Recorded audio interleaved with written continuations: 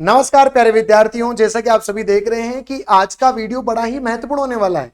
यह महत्वपूर्ण क्यों होने वाला है? क्योंकि आपने पिछले 15 मिनट शो को इतना प्यार दिया, उसके लिए सभी का थैंक यू सो मच। एक भी 15 शो ऐसा नहीं है जो 50,000 से कम व्यूज लेकर के बैठा हो। लगभग सभी वीडियोस लाखों के अंदर है, तो सभी का बहुत बहुत धन्यवाद। और मैं विश्वास दिलाता हूं आपको कि यह वीडियो भी आपको बहुत ही शानदार पसंद आएगा। रक्त परिसंचरण तंत्र जिसके बोलते हैं ब्लड सर्कुलेटरी सिस्टम, उसका एक पार्ट है ब्लड। कहते ना कि अब होगा हर बूंद का हिसाब। वो हिसाब किताब चुकता करने के लिए मैं लेकर के आया हूं पूरे ब्लड का टॉपिक, एकदम शानदार डायग्रामेटिकल और इतना बढ़िया कि कम समय के अंदर आपके सभी सवाल आपके सोल्व हो जाएंगे। तो वीडियो को अंत तक देखिएगा और पसंद आए तो एक प्यारा सा कमेंट और एक प्यारा सा लाइक और एक शेयर जरूर करके जाइएगा। आइएगा स्टार्ट करते हैं ब्लड वाला टॉपिक, बिल्कुल धीरे धीरे समझिए। देखिए, ब्लड वाले टॉपिक की बात करें तो ब्लड एक प्रकार का क्या होता है? तरल संयोजी ऊतक, लिक्विड कनेक्टिव टिश्यू होता है। मतलब पहली बात तो लिक्विड होता है, कनेक्ट करने का काम करता है, टिश्यू होता है, तो नाम क्या हो गया? Liquid connective tissue. Clear? Yes. उसके बाद रक्त का पीएच मान 7.4 होता है। आप सभी को पता है कि 7 का मतलब होता है उदासीन, 7 से ज्यादा होता है तो क्षारीय, 7 से कम होता है तो अम्लीय। ये 7 से ज्यादा है लेकिन बहुत ज्यादा नहीं है, इसलिए होता है हल्का क्षारीय। बोलो कैसा होता है? हल्का क्षारीय। फिर ध्यान रखना, रक्त एक प्रकार का बफर विलयन होता है। बफर विलयन का मतलब होता है जो अपने पीएच मान में परिवर्तन का विरोध करता है। मतलब ब्लड ये चाहता है कि मेरा पीएच मान ऑलवेज 7.4 बना रहे, तो इसको बनाए रखने का काम करता है, इसलिए रक्त एक प्रकार का बफर विलयन होता है। उसके बाद ध्यान रखना बच्चों, रक्त का अध्ययन हिमेटोलॉजी कहलाता है। रक्त के लिए एक शब्द आता है हिम, रक्त के लिए एक शब्द आता है हिम, तो जहां भी हिम शब्द दिख जाए वो शब्द ब्लड से संबंधित होता है, तो रक्त का अध्ययन होता है हिमेटोलॉजी। रक्त निर्माण की प्रक्रिया को अपन क्या बोलते हैं? फॉर्मेशन को क्या बोलते हैं? हीमोपोइसिस। पोइसिस मतलब होता है बनना और हीमो मतलब होता है ब्लड, तो ब्लड का बनना दैट इज हीमोपोइसिस। उसके बाद रक्त में ही होती है आरबीसी, अभी आगे बताऊंगा आपको। तो आरबीसी का मापन हीमोसाइटोमीटर या हीमोसाइमीटर, समझ में आ गया? हीमोसाइटोमीटर, साइटो मतलब कोशिका, तो हीमोसाइटोमीटर या हीमोसाइमीटर। क्लियर है ना? फिर बच्चों आप सभी को पता है कि रक्त का कैसा रंग होता है? लाल रंग होता है। किसके कारण होता है? हीमोग्लोबिन के कारण होता है। हीमोग्लोबिन में कौन सी धातु पाई जाती है? आयरन, Fe पाई जाती है। हीमोग्लोबिन एक प्रकार का क्या होता है प्यारे बच्चे?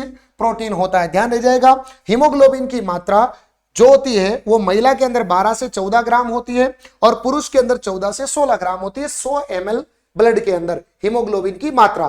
तो लड़कियों में हीमोग्लोबिन की मात्रा कम होती है, लड़कों में हीमोग्लोबिन की मात्रा ज्यादा होती है। उसके बाद ध्यान रखना बच्चों, रक्त का निर्माण कहां पर होता है? तो आपको याद रखना बोन मेरो।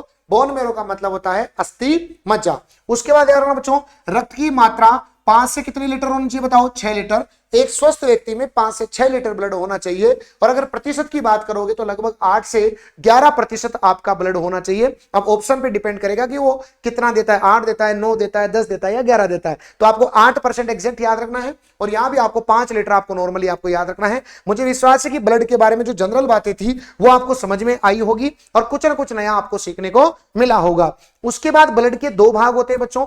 ब्लड में पहला भाग होता है प्लाज्मा, ये ब्लड का बच्चों तरल भाग होता है और इस तरल भाग के अंदर ही सभी प्रकार के खनिज मिनरल्स वगैरह जो है वो परिवहित होते हैं। तो ध्यान रखना, रक्त का तरल भाग क्या कहलाता है? प्लाज्मा कहलाता है। प्लाज्मा का रंग हल्का पीला होता है क्योंकि इसके अंदर होता है बिलरुबिन। इसके अंदर क्या होता है बताओ? बिलरुबिन पाया जाता है, इसलिए इसका कलर हल्का पीला होता है।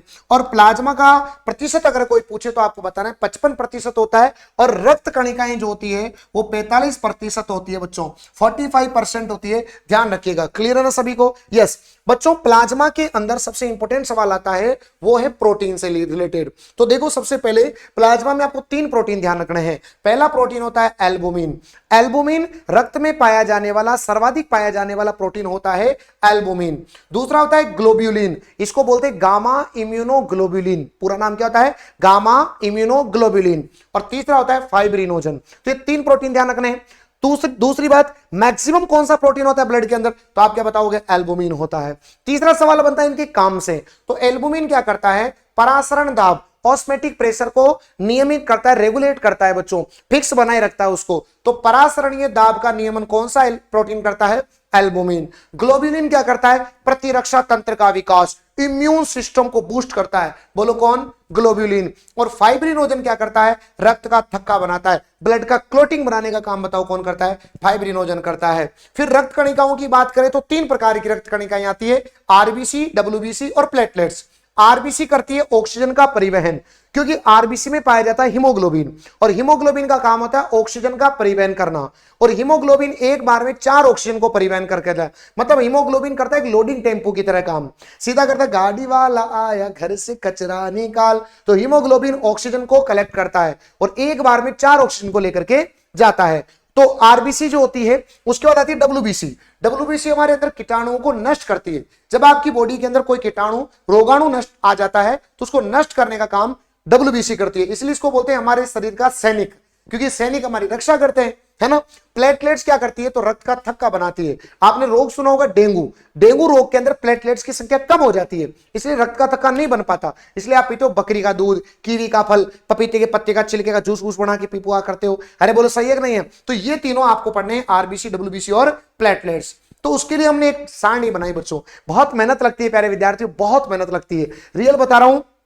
पूरे दिन मेरी ऑफलाइन क्लासें होती है, फिर मेरी ऑनलाइन क्लासें होती है, और इनके बीच में टाइम निकाल करके इतने कंटेंट को बोर्ड पर लिखना और लिख करके आप सभी विद्यार्थियों को डिलीवर करना बहुत मुश्किल होता है। आप करके देखिएगा, आपको पता लगेगा। और इतने बड़े कंटेंट को, इसी कंटेंट को मैं बच्चों 11-11, 12-12 घंटे क्लास में पढ़ाता हूं, और उस कंटेंट को बहुत सीमित करके सारणियों के माध्यम से आपको बहुत कम समय में डिलीवर करता हूं। ये मेरे लिए बहुत कठिन काम है, लेकिन आपके लिए मैं हमेशा तत्पर रहता हूं, आपके लिए हमेशा खड़ा रहता हूं। तो अगर आपको पसंद आ रहा है ना बच्चों दिल से, तो एक लाइक जरूर करना, एक विद्यार्थी को जरूर शेयर करना, कम से कम एक को, उसको बताना मेरे बारे में, और नीचे एक प्यारा सा कमेंट जरूर करना। बस ये 3 में गुरु दक्षिणा चाहता हूं हर 15 मिनट से। और अगला वीडियो आप कौन सा चाहते हैं, इसके बाद जो मेरा प्लानिंग है वो वीडियो बनाने का है नेक्स्ट टॉपिक पे, कोशिका पे बनाने का है। अगर आपको अच्छा लगे तो आप बताइएगा मुझे। चलिए सबसे पहले प्रकार की बात करें, सबसे पहला होता है आरबीसी। देखो मैंने बहुत प्यार से सारणी बनाई है, पूरी एक सारणी बनाई, इसमें मैंने लिखा प्रकार, फिर लिखा इनका निर्माण कहां होता है, फिर अपन समझेंगे इनका अन्य नाम क्या है, फिर अपन समझेंगे इनकी संख्या क्या होती है, फिर अपन पढ़ेंगे इनका जीवन काल क्या होता है, फिर पढ़ेंगे इनसे होने वाले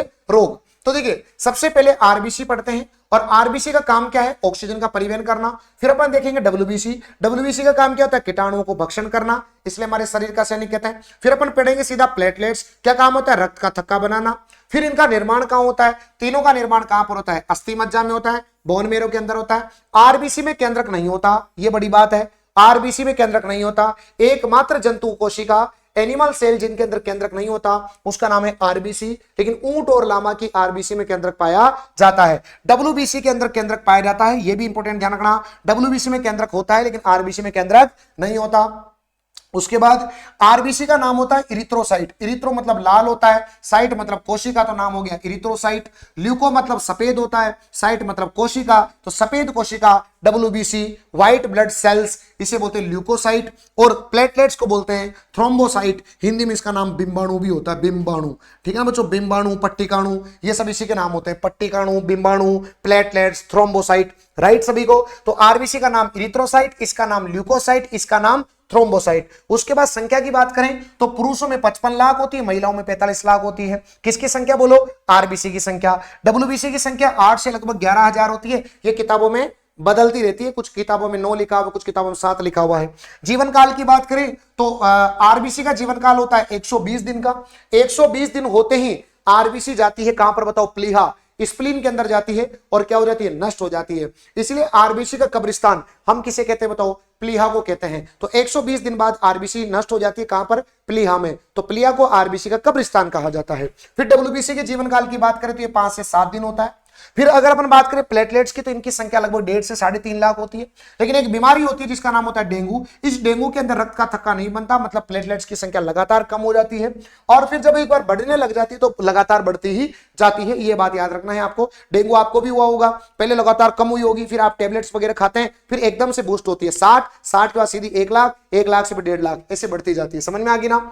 ऊंचाई पर जाने पर आरबीसी की संख्या बढ़ती है, ऊंचाई पर जैसे जैसे जाएंगे तो दाब जो होगा वो कम होगा और आरबीसी की संख्या बढ़ेगी। आरबीसी की संख्या का बढ़ना पॉलीसाइथीनिया कहलाता है। आरबीसी की संख्या नॉर्मली इतनी होती है, लेकिन अगर इसकी संख्या बढ़ गई तो उसे बोलते हैं पॉलीसाइथीनिया, और आरबीसी की संख्या अगर कम हो गई तो उसे क्या बोलते हैं, एनीमिया। क्या बोलते बताओ, एनीमिया कहा जाता है। डब्ल्यूबीसी का काम होता है कीटाणुओं को खाना, अब इनका अगर ये कम हो गई तो रोग होता है एड्स। एड्स रोग के अंदर डब्ल्यूबीसी की संख्या कम हो जाती है, क्योंकि डब्ल्यूबीसी की संख्या कम होने से जब भी कोई बीमारी आएगी तो ठीक ही नहीं हो पाएगी, क्योंकि डब्ल्यूबीसी कम हो गई। लेकिन ज्यादा भी नहीं होनी चाहिए, डब्ल्यूबीसी और आरबीसी और डब्ल्यूबीसी का अनुपात फिक्स होना चाहिए 600:1। अब इससे ज्यादा हो गई मान लो डब्ल्यूबीसी की संख्या, तो अपने अंगों को ही खाना चालू कर देगी। और डब्ल्यूबीसी का कलर सफेद होता है, इसलिए पूरा ब्लड सफेद हो जाता है, इसे कहा जाता है ब्लड कैंसर। क्या कहा जाता है बोलो? ब्लड कैंसर कहा जाता है। तो डब्ल्यूबीसी की कमी से एड्स और अधिकता से हो जाता है, बताओ कौन सा? ब्लड कैंसर हो जाता है। समझ में आ गई मेरी बात? यस। फिर आता है आप सभी के सामने एक प्रश्न आता है कि बताइए सबसे बड़ी डब्ल्यूबीसी कौन सी है? तो डब्ल्यूबीसी का एक टाइप होता है मोनोसाइट, तो सबसे बड़ी डब्ल्यूबीसी मोनोसाइट। सबसे छोटी डब्ल्यूबीसी लिम्फोसाइट। सबसे छोटी कौन सी होती है? लिम्फोसाइट। लेकिन एंटीबॉडी का निर्माण कौन करती है? लिम्फोसाइट करती है। तो सबसे बड़ी डब्ल्यूबीसी मोनोसाइट। एंटीबॉडी का निर्माण कौन करती है बताओ? डब्ल्यूबीसी। ये भी डब्ल्यूबीसी का प्रकार है, लिम्फोसाइट। मैक्सिमम पाई जाने वाली डब्ल्यूबीसी न्यूट्रोफिल। कौन सी होती है? न्यूट्रोफिल। कितना परसेंट? 65%।